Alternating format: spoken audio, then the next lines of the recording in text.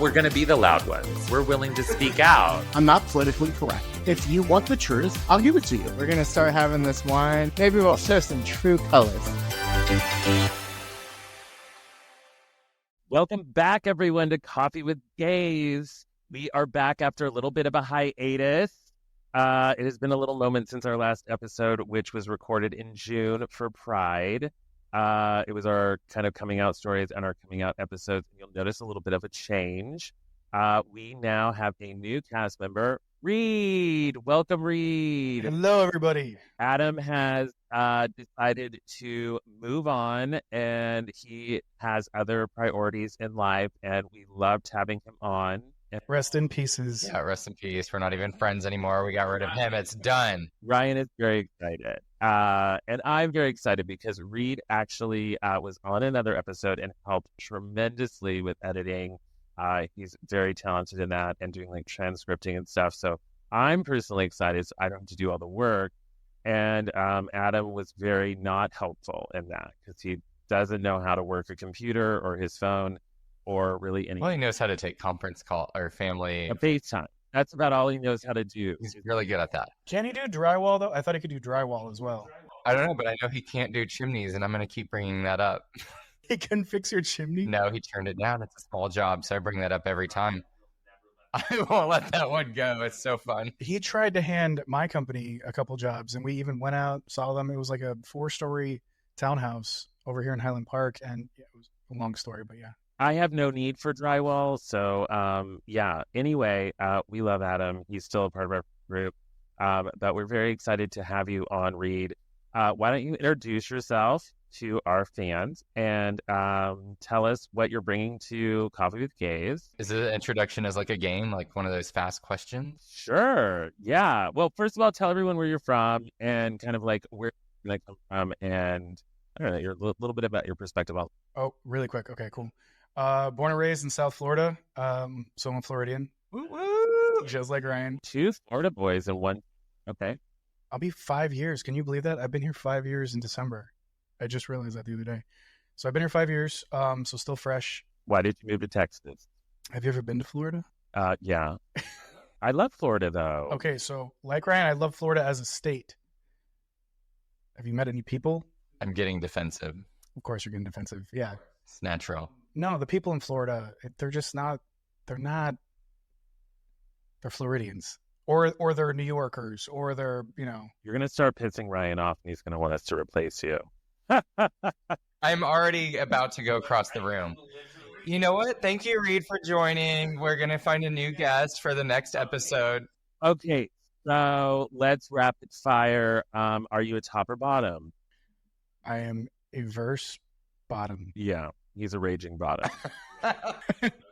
Single or married or in a relationship? I am single. Favorite music artist? There's no How about genre? country. Okay.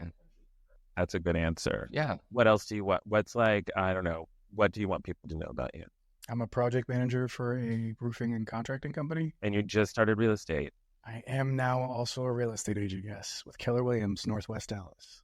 Actually, I know something about you that I think makes you very different from Ryan and I.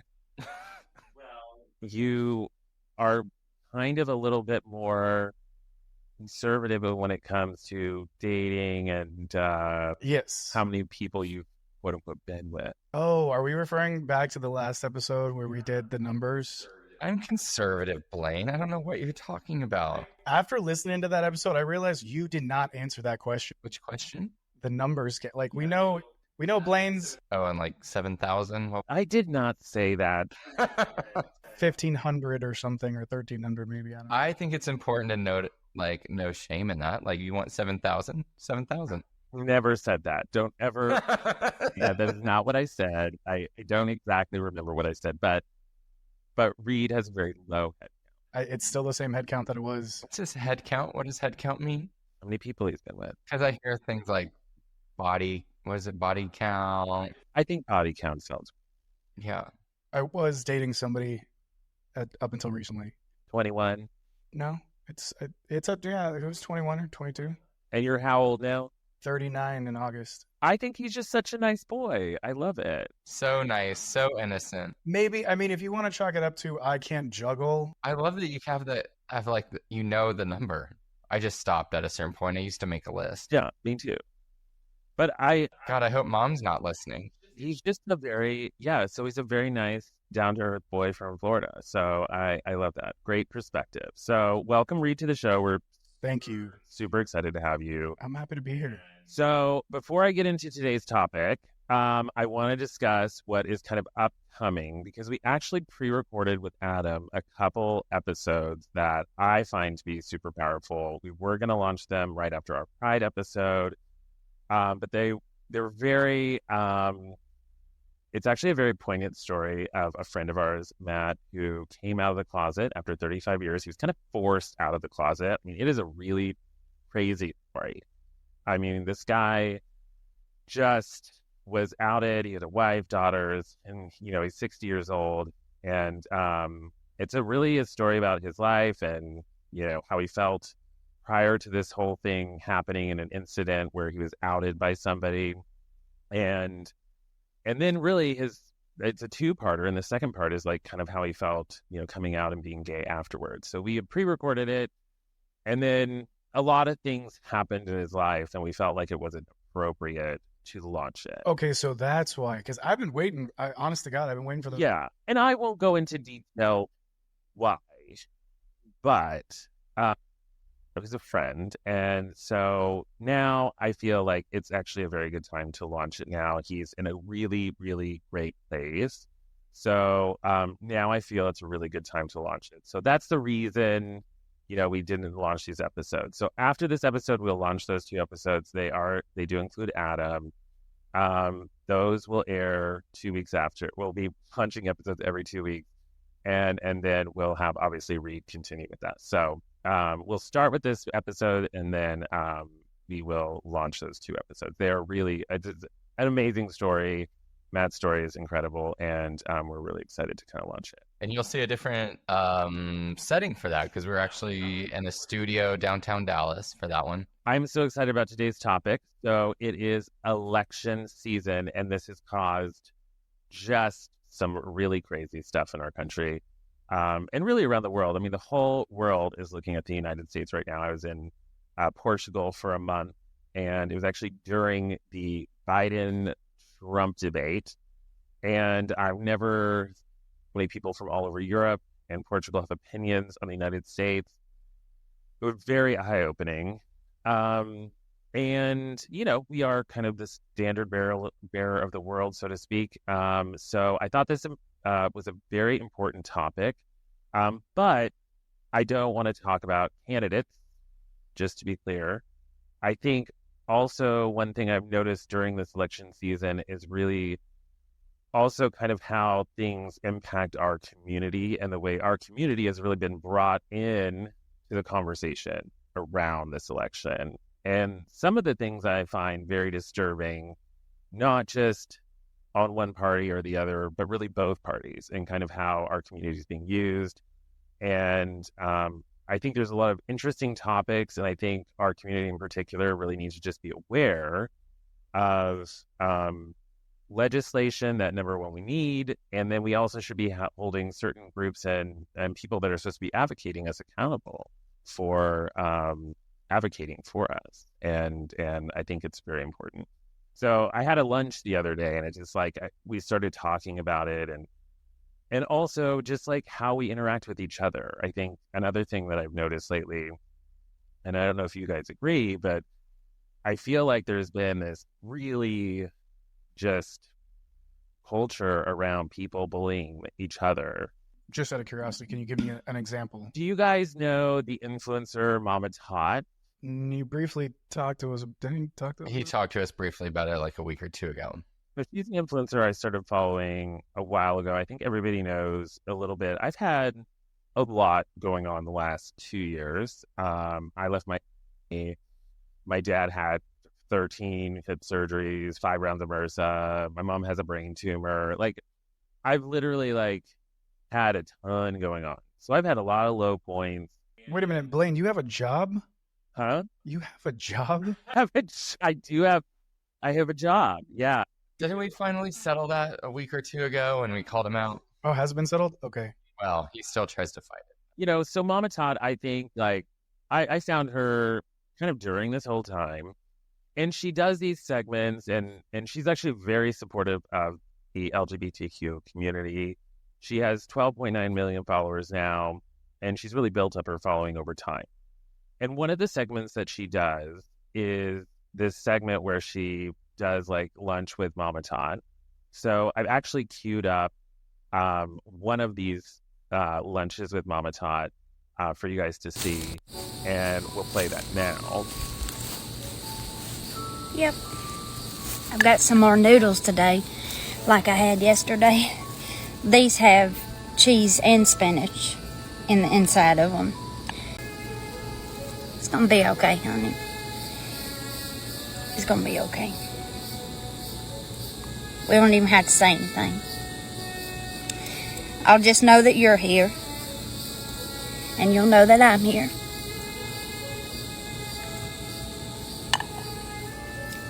You can just enjoy it outside.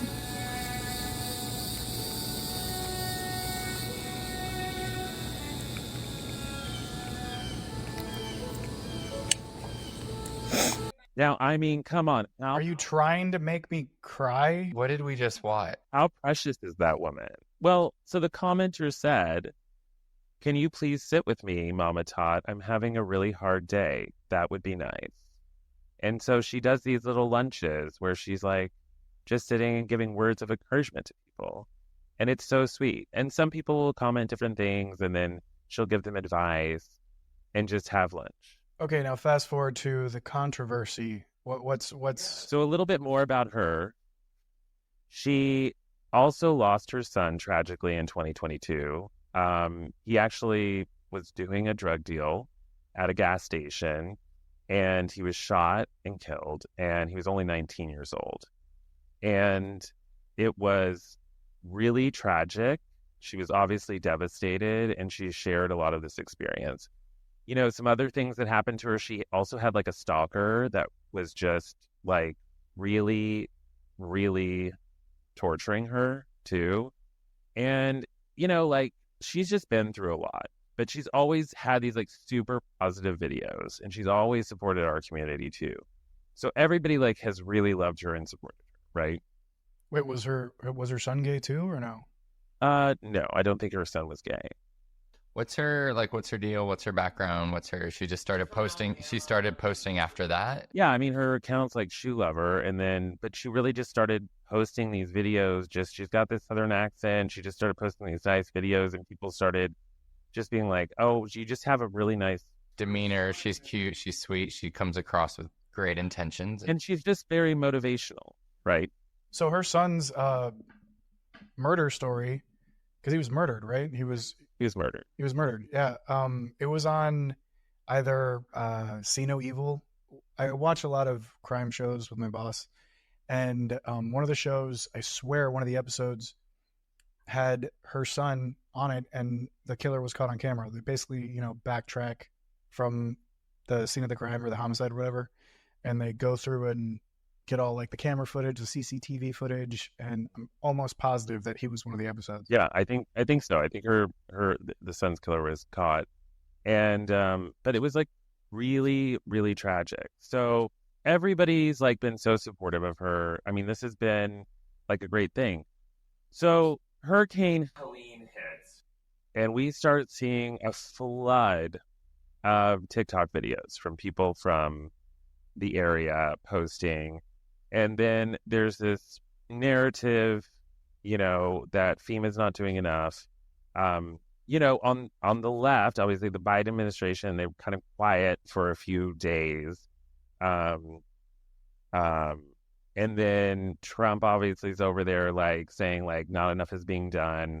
There's obviously this rhetoric about, how much FEMA has helped on the immigration side, and is there enough money? We also have this rhetoric on the side of like how much FEMA did for Maui. People haven't really forgotten that too. By a tornado and damage. And by the way, like FEMA didn't give her any money, just FYI. So I actually have personal experience on the FEMA side. So I do think like you can't discount people's experiences with FEMA, right? And there clearly are plenty of videos, right, where people are saying that maybe FEMA isn't helping as much, right? Like there are plenty of videos in the area saying that. So Mama Tot goes on and she posts this video. You ain't mad? Because I'm mad as hell. You know that mad that you just get so angry that you just cry about it? You're so mad you just cry about it. That's how mad I am. Like, they have lost everything. Everything. Imagine walking outside of your house and seeing nothing that you ever worked hard for just gone. I've seen houses just completely just slide down the mountain. I'm seeing people making videos because they can't find family members. How are they supposed to apply for something if they don't have electricity? That does not get their baby fed in this moment. Like, the job they had, the building is gone. Like, how is nobody mad?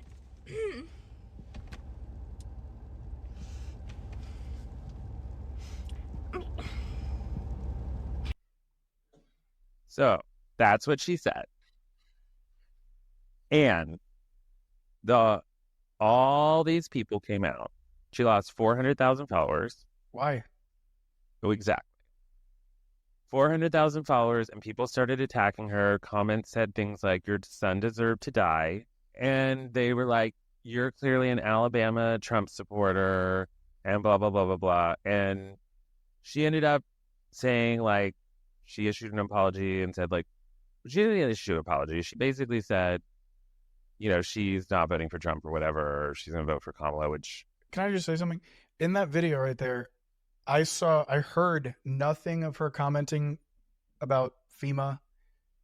I mean, I understood her emotions and whatnot and what she was referring to, but I never once heard her badmouth or say anything other than, like, I feel for these people. Yeah, exactly. So, yeah, all I got from that, she's emotional because, yeah, people are impacted. Their lives, you know, they got everything destroyed. And this, you know, storm surge and destruction and impacted by that. And she's very upset. There wasn't anything really specific. It was emotional.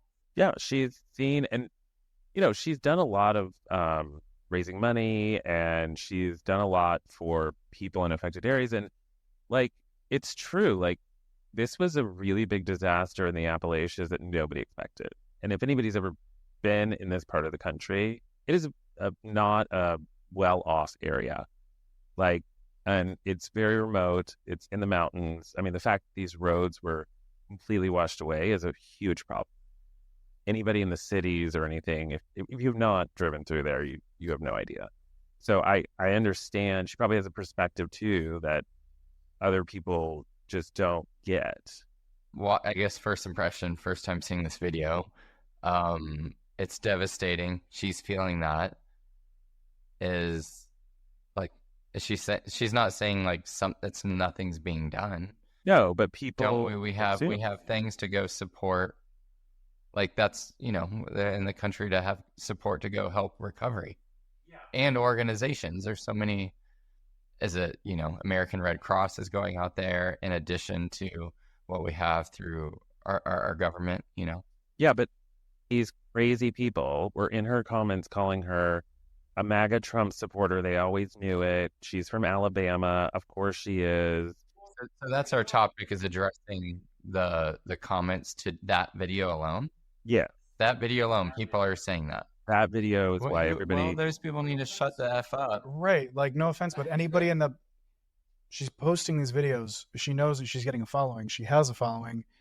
She has to realize that not every person that necessarily follows her is in it for the, you know, the good of her videos. You know what I mean? There are so many, what do they call them? The people that are like specifically out there just posting on people's TikToks and Facebook. Who has this much time?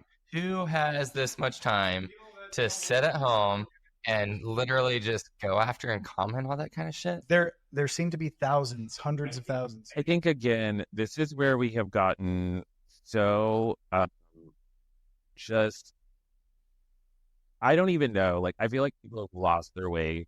I think that's hilarious, though. These stupid people are, like, if anyone follows some idiot posting negative bullshit on social media, that's on them. You know, like, if you're going to be dumb, you better be tough. And they're going to get the flack. It's going to come back and bite them in the ass. We have to get at a point in this country eventually where we realize something is this should never be a one-party country, because at that point you live in a dictatorship. But right now it's two parties. Not to chime in, but I am a registered independent. Great. I love that. Yes. And independents are voting hard right now too, which is great. And so, yes, 30% in a lot of states right now in the early vote. That's great. And so I would say we're probably three parties, actually. They're not identifying. And the reality of the situation is we have to reach across the aisle, and we're going to get into this in a little bit with even our legislation for the gay community. But, like, we can't sit here and say, like, Republican bad all the time, because you're going to need Republicans eventually, and just assume she's a Republican or she voted for Donald Trump or whatever over this one video is just so crazy. I really don't think that the person that said that truly believes that. It wasn't one person. It was an onslaught, and it was an onslaught of hate that was so bad. She literally had post multiple videos about it. It was an onslaught of hate towards her, and she lost 400,000 followers over it. It was crazy. That's sad. And this is not the only person, by the way. I'm just using this as an example because it's probably the nicest person that I could pull as an example. There's actually another creator he's a cop. Like, he actually did have a view on FEMA and all this other stuff. He didn't lose any followers. He just stuck to his guns on this one. And ironically lost nobody.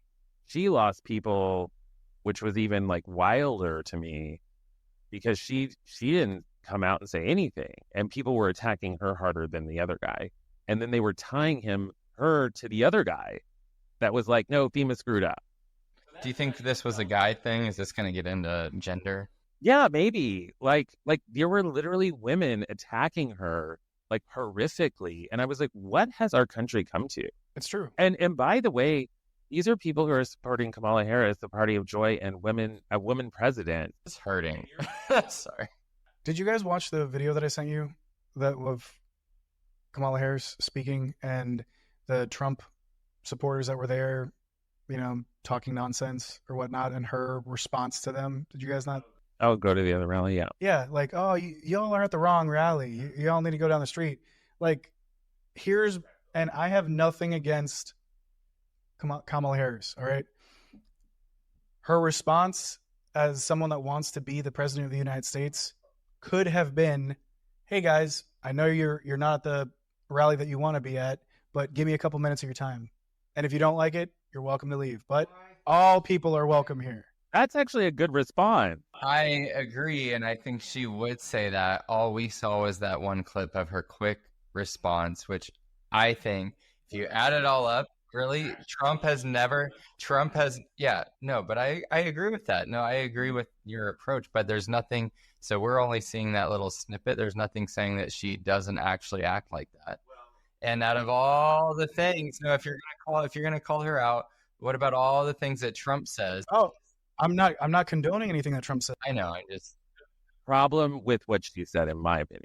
It was an emotional reaction. And it also was the same thing she said when she kicked the Christian out of her rally too. And I was like, kicked the Christian out? Or this guy said Jesus is Lord in a rally, and then she said, go to the smaller rally down the street.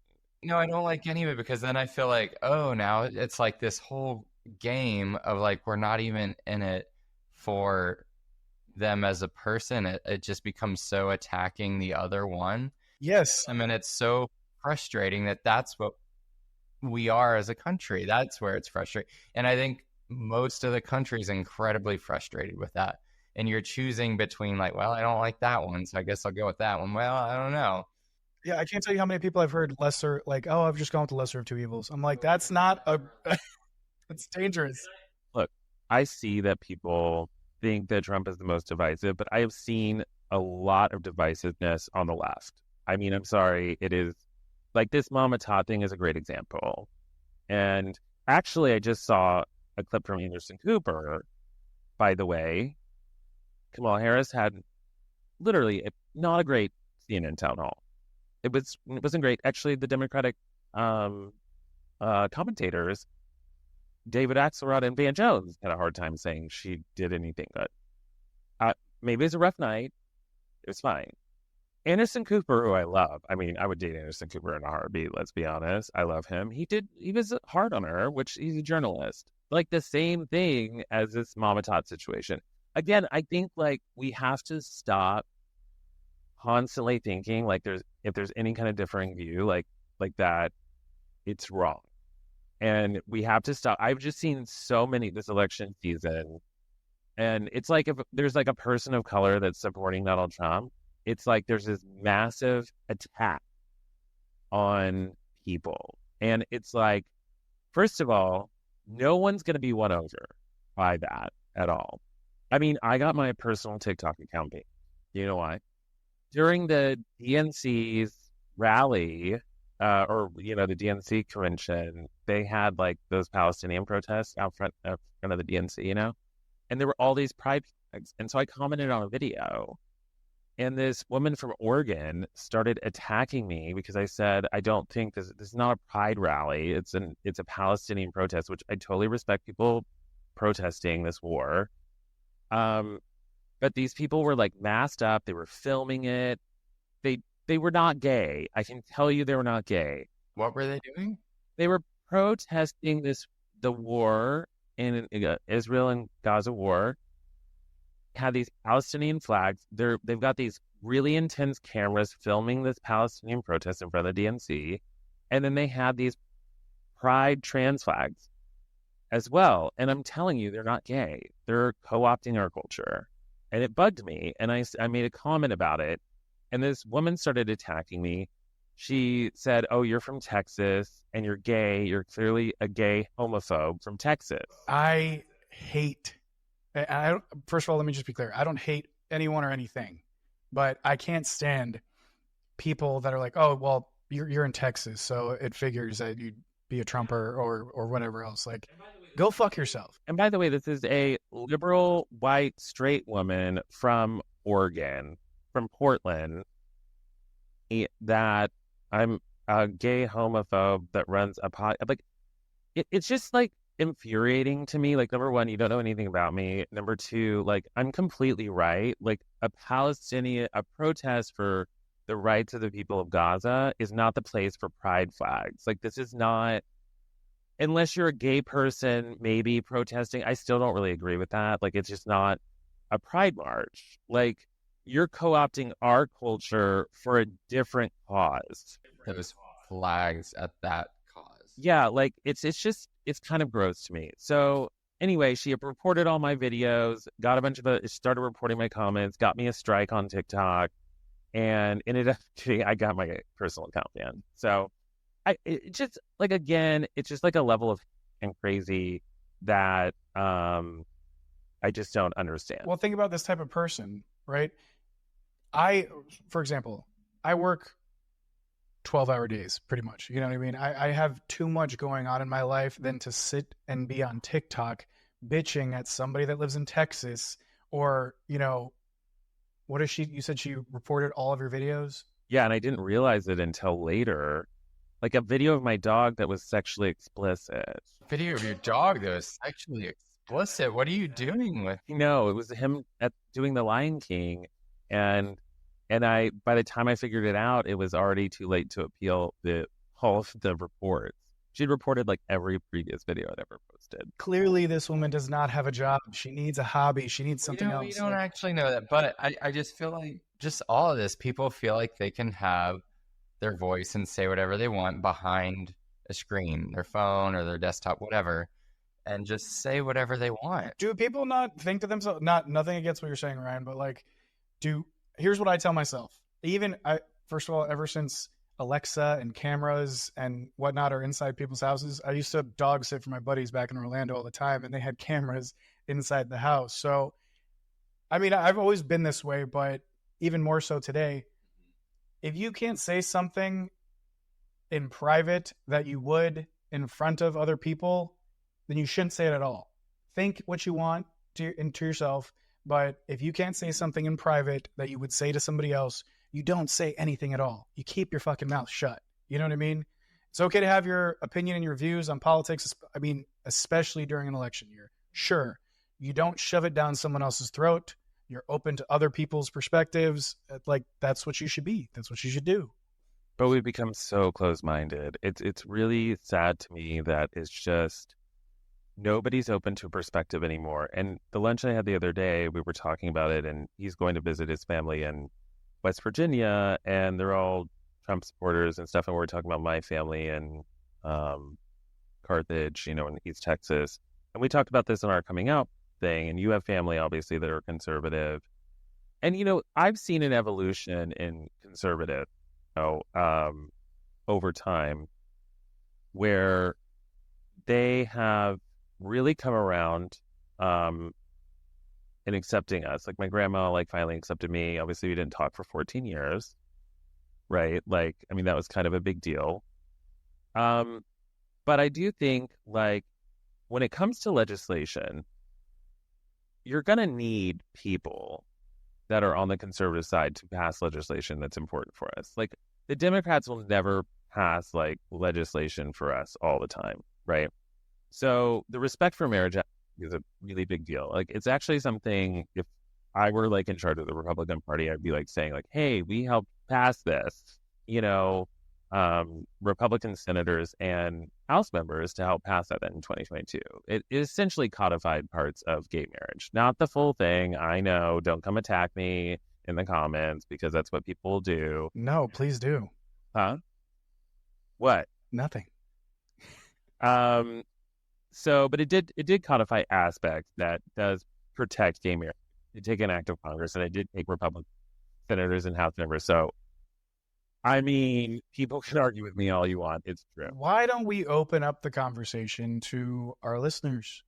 If you guys have any questions, by all means, feel free. Yes. And guess what the most important piece of legislation I'm going to segue to next should be on the docket. The one HRC is working on? Or not working on. I know. That's why I said it. This is a frustrating episode. Why? Why are you frustrated? His eyes are shut right now. They're not shut right now. I'm kidding. Shut right now. It's not you. It's just when I start thinking about the state we're in, in general. Are you frustrated as I am with the human rights campaign? Is that why? No, I'm not frustrated with them. Asking you to talk about things that they don't accomplish? No, I'm not frustrated with them. You're not? You're happy with them? No, I don't. Tough crowd. So the reason I really wanted to talk about this is I received a text message from the Human Rights Campaign the other day, and because it's political season, and I just could not believe this response. It just literally drove me crazy. A text reply? You know how they do the text banking during political season? Let's be honest, the Human Rights Campaign should just be trying to push legislation for our community, but they're almost like a political organization to get people elected. And then it's they get people elected, but I feel like they don't really push legislation. They push narratives, and it's kind of crazy to me. It's just been my experience. I just think we should request change from people. Number one, if you walk through Washington, D.C., and you look through the embassies and the consulates, the Human Rights Campaign building is probably one of the nicest buildings of all the embassies in Washington, D.C., because it is one of the most well-funded organizations in all of D.C. It's beautiful. They get a lot of money. So they have a lot of power, and I don't feel they wield it right. But anyway, so I get this message. Hi, Blaine, it's Kim. Hey, Kim. With the HRC Texas, we're close to reaching our phone bank goal. Can you help? have you voted yet? And I said, yes. I said, what are the HRC's plans to get the Equality Act passed? She said that it's a part of their legislative agenda. And she said, but getting Colin Allred elected would really help. Oh. I basically Googled it and I said, I find it really funny because Colin Allred only talks about abortion in all of his commercials and all of his everything. I've never heard him talk once about the Equality Act. And I also said I Googled the HRC and what they're talking about. And it was about basically gender expansion for children. And that's what came up on the first page of Google. And it's that's the narrative the HRC is pushing. And for me, what's really irritating to me is, I don't know if you guys are familiar with what do you guys know what the Equality Act does or what it's supposed to do? No, I claim ignorance on that one. Do you know, Ryan? Is that the one for marriage, to protect marriage? That was the Respect for Marriage Act. It's already been passed. Yeah. Welcome to the conversation, Ryan. It's still sitting in committee.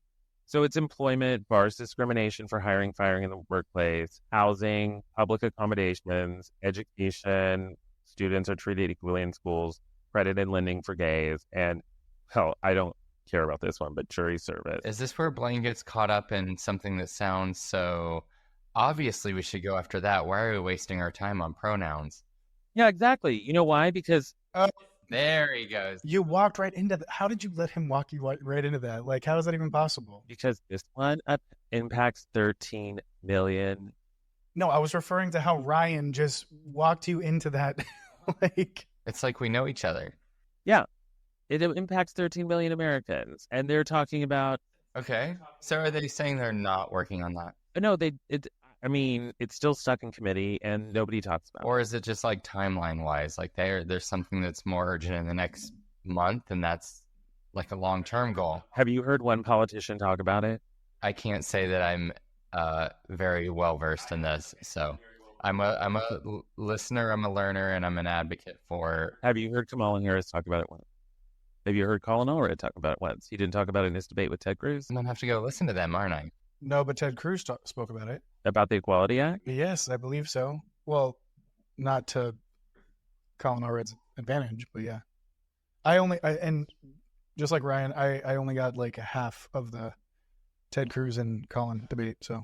I would have to check, but I'm not 100% sure. But it literally frustrates me so much that I just feel like these things are not being pushed by the HRC. Here in Texas, right, HB 25 was passed to prevent trans kids from competing in girls' sports. So now Ted Cruz is running ads, saying on a federal level, Colin Allred would have trans kids in girls' sports. So I think my perspective is I also feel that there's a huge, massive amount of misinformation that the public receives. The public also doesn't go out of their way to necessarily do their research and get the correct information.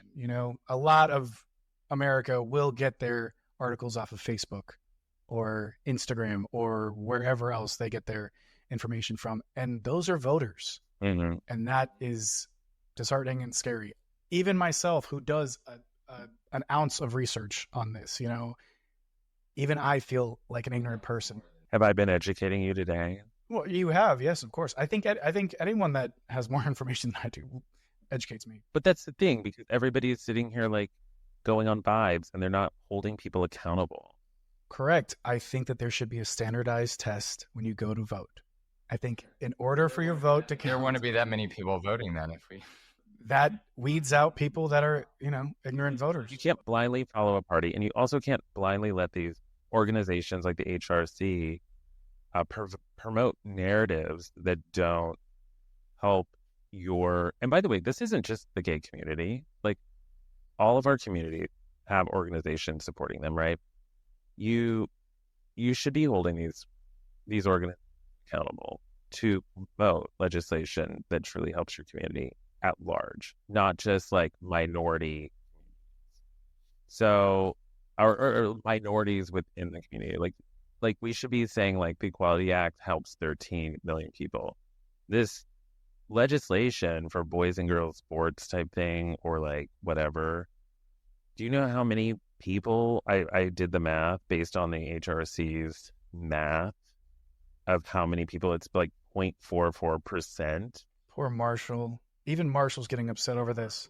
Even Marshall's upset. Yeah, poor guy. 0.44% of students this would affect. So basically, potentially 35,000 students.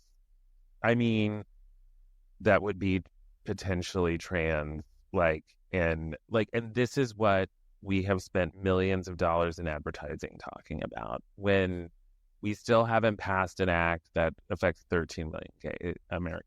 We have worked so hard to get marriage equality in this country. And I think a lot of the right has come around, obviously with the Respect for Marriage Act being passed. Coming around to it for votes or coming around to it because they're legitimately votes. And I think the greater I really do think the greater amount of conservative, by the way, I don't think a lot of people know this, and the Republican Party does a terrible job of saying it. This is the first time in 40 years in the Republican National Committee platform that there was no anti-gay legislation in their platform. That is called evolution of a party's mindset. And by the way, we're not part of the Republican Party anymore. You know what? Those are all the people that hated gays anyway, by the way. And I think they're kind of terrible people. They love war and all that stuff. I don't know what the deal is there. I actually think a party evolving is something we should celebrate. Oh, absolutely. Again, I don't think when the Democratic Party is constantly like attacking this other party because they want to get rid of them and have a single party, I don't think that's a healthy argument either. I think you should be like... You feel like the Democratic Party is attacking the other one and saying, let's only have one party. Like you can't say Republican bad all the time and like Democrats the only right way. No, and neither can the other side. For sure. But I don't think the Republicans are just like, the Democrats are just completely bad. I mean, they do say bad things about them, but like... Everyone's saying too many bad things. True. I agree. And I think everybody needs to coexist. And I'm just saying like, at the end of the day, they have to work together in bipartisanship. For real. And I just think like there have been evolutions on the Republican side and we should just like accept that. I mean, this has been going on since 2016. This is basically when it started, because I remember being back in Orlando and all my friends, they were bullying the fuck out of me because they were trying to get me to tell them who I voted for. And I'll be flat out honest and say I did not vote back in 2016. And they were pushing me to tell them who I voted for. And I told them flat out, I'm like, listen, the voting booth is not a group effort. It's not something that I go in there with all my friends and all my buddies and vote. It's a private thing, and I keep it to myself. They couldn't respect that. Yeah, if that's your choice, and if it's your choice, then respect that. Right. They couldn't respect that, so they took that as, oh, so we know who you voted for. Get out. I said, okay. Like if that's ignorance. Yeah, it's ignorance. If you can't handle that, or you force someone to tell you who you voted for, it's just so stupid. Right. I have friends on both sides of the aisle and family on both sides of the aisle. You should respect it. That's what I'm saying. Like, if you cannot handle that and you are forcing someone to vote your way, then you are a fascist, in my opinion. Right. That's what forced me to become an independent, because I got tired of it. I mean, I love our group because I think we have a variety of opinions. We all hang out. We all talk about it. And we're not getting rid of each other. And we're not, I think our group chat was great this time. Everybody's talking about who's canceling out whose vote. I canceled you. I canceled you. I canceled you. Welcome to America. But I think that's like the lightheartedness. And to that lady who got me banned on TikTok, that's how us Texans work, I guess. Portland, where only a one set mindset works, I guess. Oh, don't bash Portland.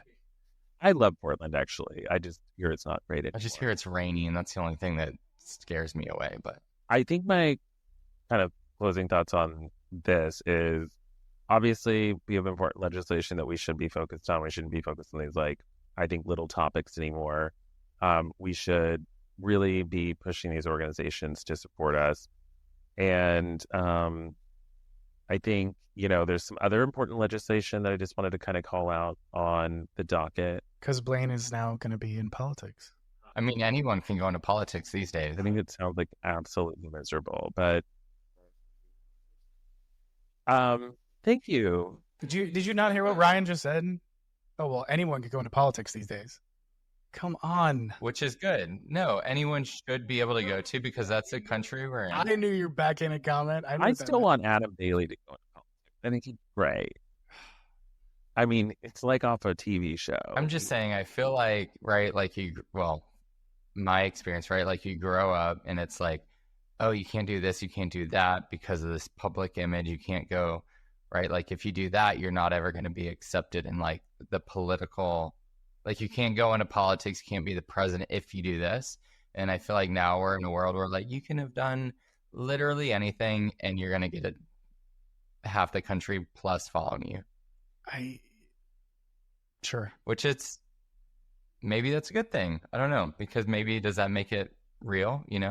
We're just real people doing what we're doing all along, and we're not a facade. I mean, I think one thing everyone forgets is every politician or everyone that's going into politics for that matter, they're not in it for the greater good of.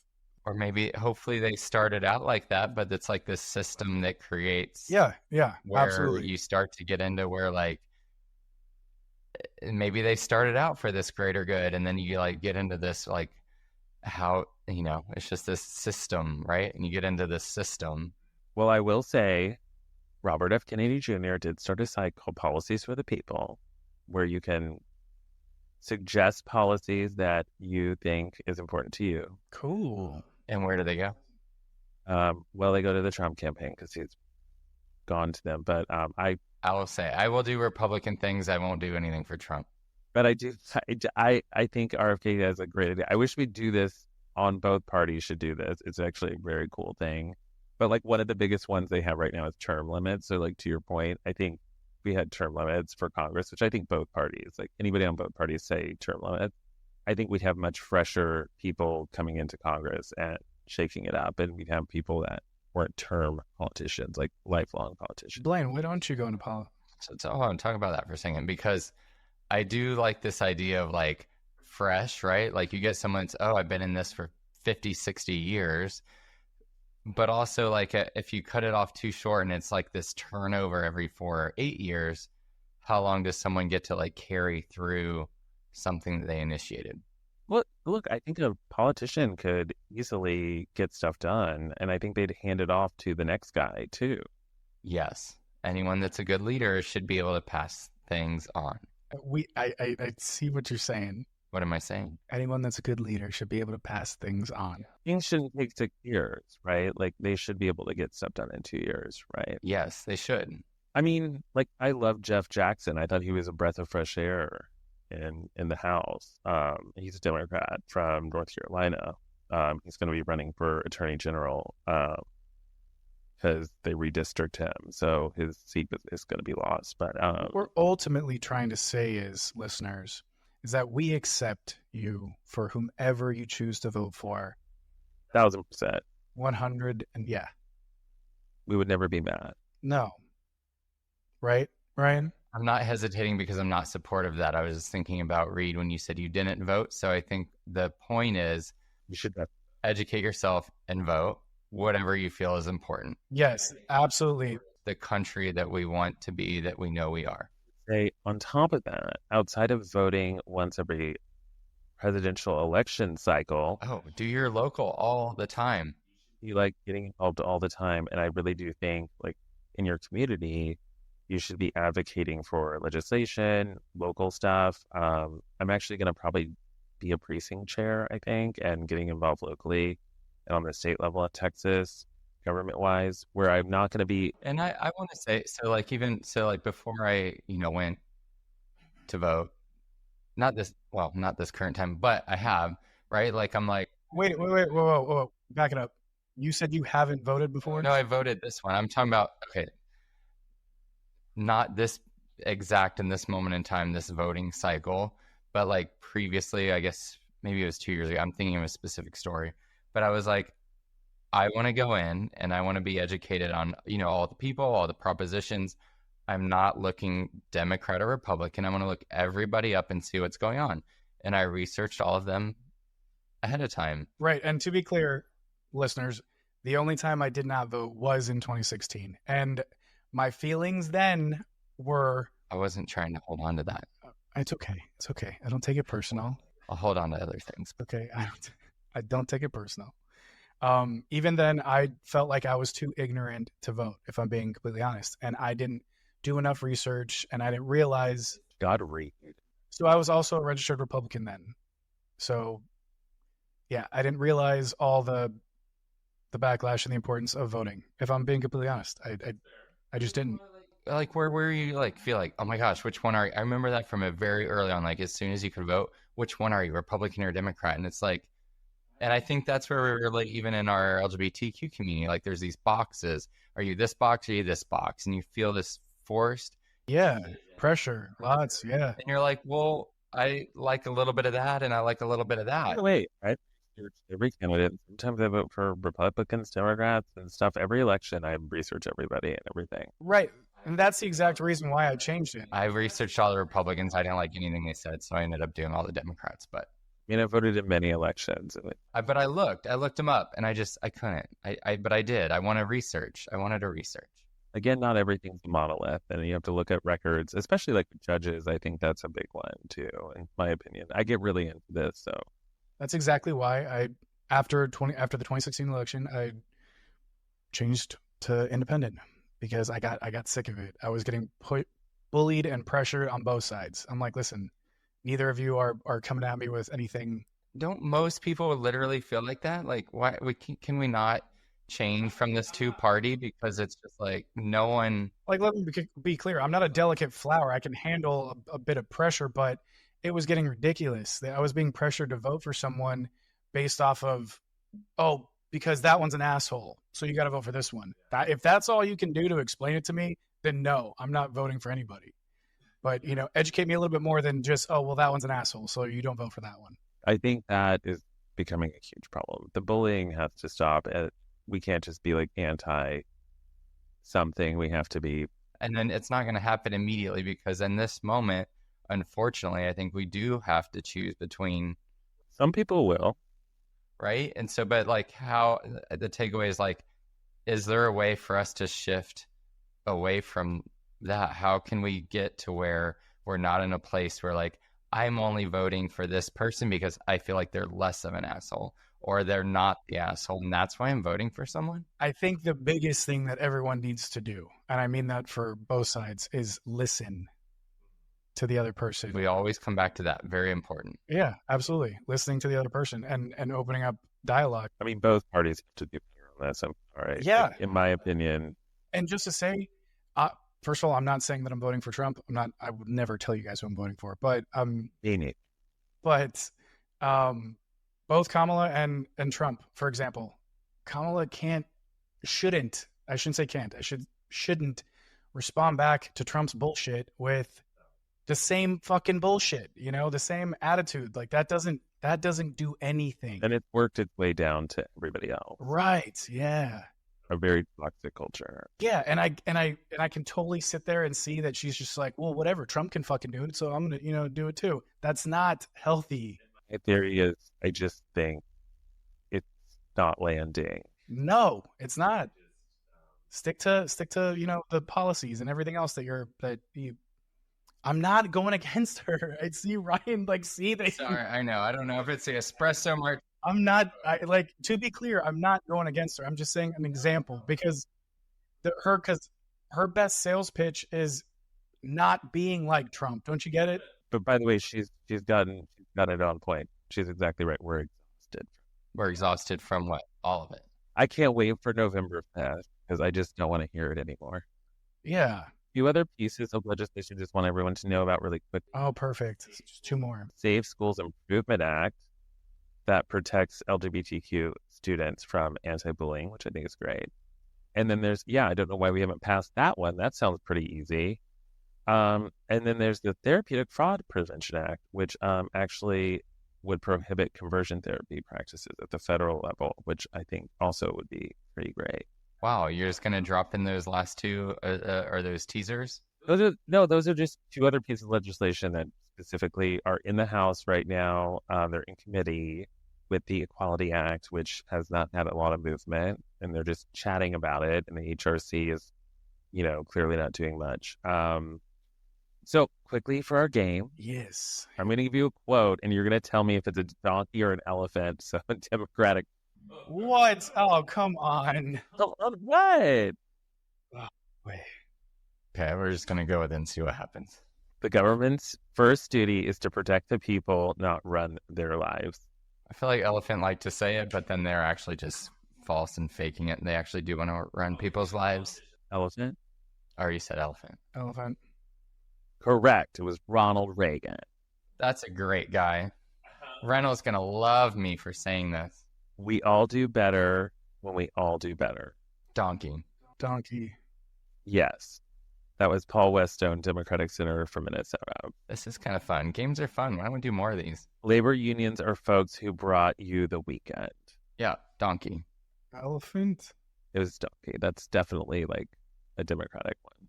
That's actually like really distributed to Democrats for sure, because they best supported labor unions. Poverty is a moral issue. America is rich enough to not let people suffer. Donkey. Donkey. Correct. Support for common sense gun control measures. Donkey. I want to say elephant just to be ironic. It's moderate Republicans, Pat Toomey and Susan Collins. Finally, someone I can... That was a little crazy one. Support for stricter antitrust regulations to limit the power of big corporations. Donkey. It's a donkey. It's an elephant. It's an elephant. Josh Hawley. Yeah. I really love how Blaine blindsided us with this. I know. I couldn't help myself. Political episode. Freedom means freedom for everyone. Donkey. Donkey. It's actually an elephant, and this is gross to say because, Dick Cheney in support of marriage equality, an unexpected stance for a Republican, but I detest him. Well, that was a fun game. We could have done that. Thank you. So, yeah, that was fun. This has been an hour and a half, and we still have a long way to go. Not going to be solved in one podcast, but as always, I think the takeaway is to listen, as Reed reminded us. Yes. Be patient with each other. Listen to each other. Listen and love each other, by the way. Like, let's not be mean to each other. But also at a certain point, listen, and then you need to have some act. Do you guys remember back when Prop 8 was a thing? Yeah. So my mom calls me up during that whole thing, and she's like, Reed, I just want you to know, I can't vote for Prop 8 because of this reason. It's not because of, it was all encompassing. Like there was something in there about if you live with your partner for more than 10 years, then it was all encompassing with the gay marriage, right? And because my grandfather and his lady friend at the time weren't married, and if my grandfather ever died, my mom was voting against it for that reason. But the respect that my mom had to contact her gay son, who was ignorant already and didn't even know what the fuck she was talking about, was enough for me to realize, like, wow, she contacted me just saying, hey, I wanted you to know. I would have never known if she had voted against it or for it. But the fact that she took the time out to explain it to me, that's just one example. Everyone needs to listen to each other and be open to... Listen, love, and calm the hell down. Yeah, man, love. It's not that personal. I know, as Taylor Swift once said, you need to calm down. He had to... Why? He knows I'm saying that because of how much Blaine loves Taylor Swift. We haven't done that episode yet. There's another episode? Oh, we could talk about her. No, we can't. No, we're not going to. Just one little note, seeing her just at Wembley and surprising Bradley was just, aside from who it was, right? Like Taylor, but just to be in a venue like that and historic, I'm just going to say it felt pretty phenomenal. That's all. In London. And it was really, I was excited to surprise Bradley with Red's his favorite album and to throw a t-shirt I got on eBay and say, someone's in town and she wants you to wear this tonight. it was just a really fun, special moment for me. So aside from who it is, it's not saying whatever or anything. It was just really good. It's really good. Anyway. Well, I will be posting links to different resources for you to educate yourself on gay legislation. You can go to congress.gov, Human Rights Campaign, American Civil Liberties Union, and advocate.com. Post it in the notes. And yeah, thanks for listening. Thanks for another episode of Coffee with Gays. Welcome, Reed. Thank you for having me. Well, cheers, guys. Love you. We're going to go to brunch. Well, not brunch. We're going to go eat and get the house. Cheers. Thank you for Cocktails with Gays.